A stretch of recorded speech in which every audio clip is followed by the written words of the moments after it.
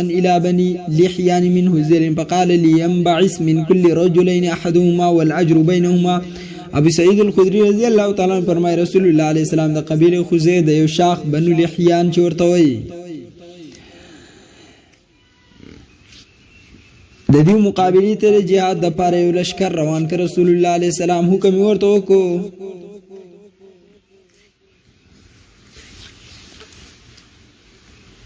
يعني كور کې دوه کسان دي. قال لهم بس من كل رجلين احدهما يؤتي وزي والاجر بينهما اجر بد دې دوه په مابین کې د کور نه یو کس لاړ شي او بل دې د کور نگرانی کې پاتې دي شي دوه په ثواب کې برابر خو په شروط دې سره چې مخکې کم ذکر شو خیانت بنه کوي ښا. وان جابر بن سمره قال رسول الله صلى الله عليه وسلم لن يبرح هذا الدين قائما يقاتل عليه عصابة من المسلمين حتى تقوم الساعة. قیامت پورې به یو جماعت د الله پیغمبر فرمایي چې د دین د حفاظت د پاره بلګیای او جهاد وکړي. د قیامت پورې به یو جماعت د دین د حفاظت د پاره لګیای او هغه به جهاد کوي د الله جل جلاله په لار کې. الحمدلله امارت اسلامی چې دا وسم لګیا ده او دا حق جماعت دی نور د پالتو خلکو نزان ساتل پکار دي. وان ابي هريره قال رسول الله صلى الله عليه وسلم لا يكلم احد في سبيل الله والله اعلم بمن يكلم في سبيل الله الا جاء يوم القيامه وجرحه يصعب دم لون الدم والريح ريح المسك. ابو هريره رسول الله عليه السلام فرمایل چې کوم سړی د الله په لار کې jihad کې زخمی کړي شي لا يكلم احد في سبيل الله والله اعلم بما يكلم في سبيله. دا کم سړی چې د الله په لار کې زخمی شوی دی الا جاء يوم القيامه وجرحه يصعب. د قیامت پر ورځ به داسې حالت کې راشي چې وجرحه يصعب دم لون الدم والريح ريح المسك. ینه به بالکل روانه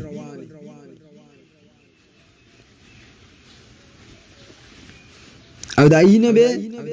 د ینی په دی رنگ کې دم اللون لون الدم والريح خوشبو به د سی بی ريح المسك د مشک خوشبو به روانه د ینی نه.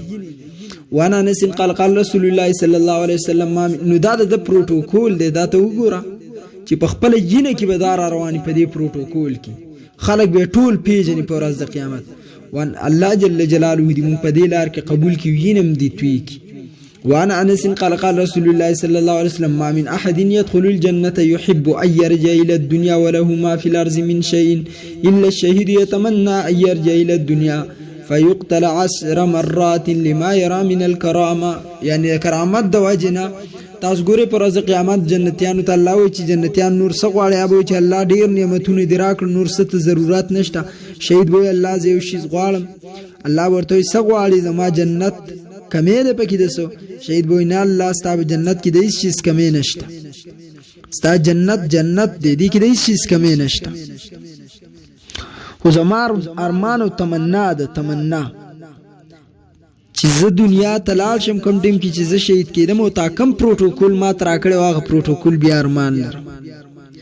نه الله ورته فرمایي چې دنیا نه یو ځل رالی اوس دوباره دنیا ته تګ نشته. نو داسې پروتوکول دته د مرګ په ټیم کې میلاویږي چې دا به بیرته د هغې د راتلو دپاره تمنا کوي. عالم به دا تمنا ونه کي. د نوح علیه السلام زوی دی او عیسی علیه السلام دغه په قبر تیرېده چې دا واقعه ذکر کړل د عبرت دپاره ډېره ښه ده. نو راژوندی شو تپوس یې ته وکړو چې ته څوک یې؟ زه د نوح علیه السلام زوی یم. ویل څه راته ووایه چې د مرګ په څه نصیحت ویل زه چې کله الله مړ کړم تر اوسه پورې د زنکدنه تریخوالی زما په دې خوله کې دی تر اوسه پورې. او ستا د اواز نه داسې اورېدم چې بیا به مې الله را پاسې او قیامت ما ویل که قایم شو چې تا کله ما ته اواز وکړه چې را پاسه. خو شهیدو د دا کم پروتوکول ورکولی کېږي که نه دا کم پروتوکول د مرګ په ټیم کې دته کم شراب پیش کېږي ته کوم حور خو دی کیږي او د جنت خپل باغونه خو دی کیږي او پټه تکلیف لکه د میګي د سکون په شان تکلیف ورته کیږي دا به د قرمان لري چې په کم پروتوکول کې یعنی د دنیا نه تدا کم حالات چې د تمنا کې یعنی د جنت هغه سلسل درجی او چاتی احوري هغه د الله جل جلاله مینا اناز او نیاز هغه سبب د دنه یری دا به چې بیا مې ولېږي چې بیا شهید شي یعنی د الله دومره جنت کې به د خلکو صرف دقه او رضای چې زه د الله څخه خبري وکم الله ته وګورم او الله جل جلاله شهید ته به دغه ناز او نیاز دومره ورکوي چې دا به بیرته دنیا ته دراتلو ارمان کوي اوس د دنیا په سرو سپینو کې ککړو خلکو واوري تاسو د دین څه خبر یې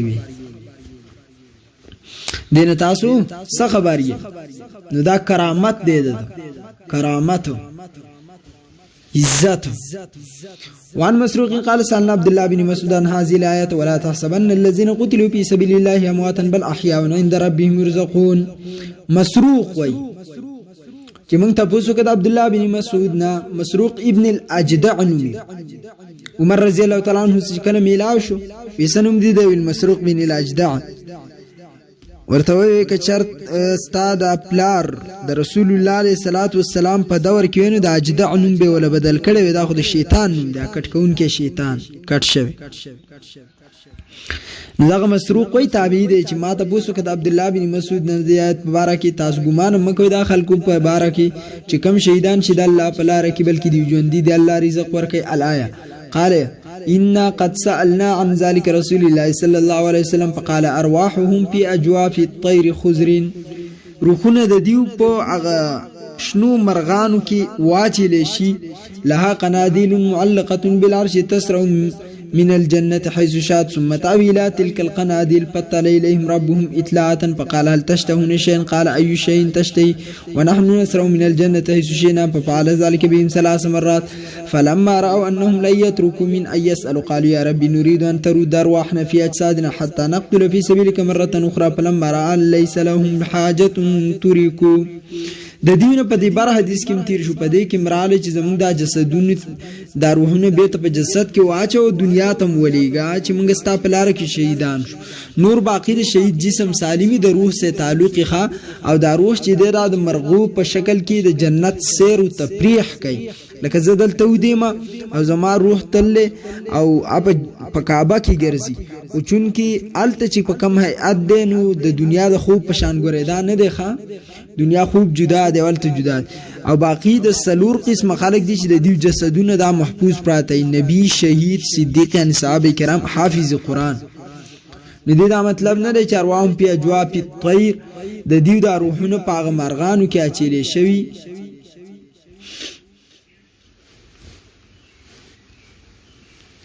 او دیو سیر او تفریح کوي او جسد سے تعلق نه بلکې جسد سے تعلق او چې کله دی وغواړي د جنت سیر او تفریح کوي او الله دیو ته رزق ورکوي ګمان هم د دیو په بارک نه کوي چې د عمل دي. وان ابي قتاده بیل موجود د مون حل کړل مخکي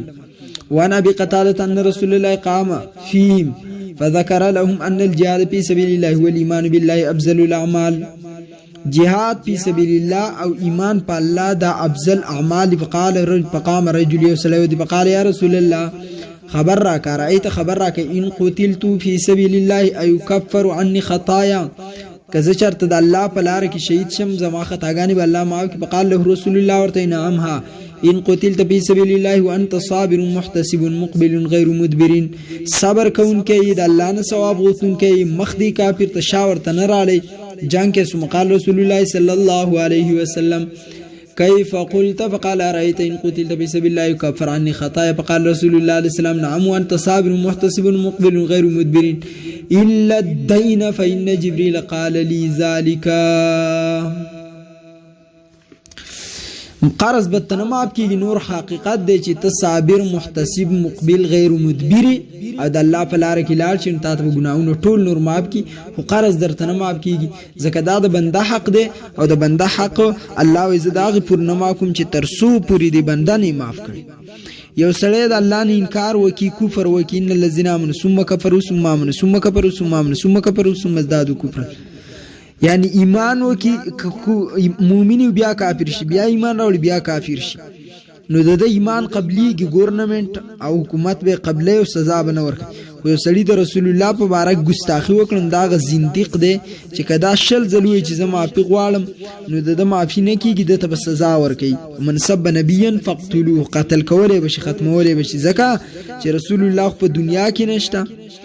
او الله وایي چې تر څو پوری هغه کس نه معاف کړي چې چا حق دیواله نو زدي نه معاف کو. د قشان ته قرضم د بنده حق دی نو که بنده نه معاف کړي ته بلکې یو حدیث کې خرازی له استوشد فی سبیل الله 70 مره کله الله په لار کې او یا ځل یو سړی شهید شي او په د باندې بل مسلمان حقي لن تقبل شهادتهم شهادت د دې سړي قبول نه قال لي ذلك نو ورته وایي چې په ان جبرائیل قال لي ذلك جبرائیل ما تم دا خبره کړل. مسلم شریف کې دا روایت وانا عبد الله بن عمرو بن العاص ان النبي صلى الله عليه وسلم قال القتل في سبيل الله يكفر كل شيء الا الدين قرض نه معاف کوي نور ارسم معاف کیږي ورسه. وان ابي هريره ان رسول الله قال يضحك الله تعالى الى رجلين يقتل احدهما الاخر يدخلان الجنه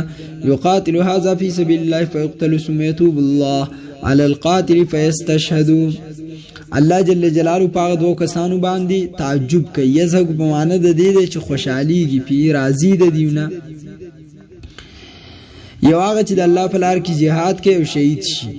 او الله جنت ته داخلي او بیا جل فیقتل ثم يتوب الله على القاتل. دی الله جل جلاله د توبې توفیق ورکړي هغه کس چې کم کس ز شهید کړي مثال په تور او دیم شهید شي یعنی کافر ته الله د توبې توفیق ورکړي د الله په لار کې شهید شي نو الله په دې خلکو باندې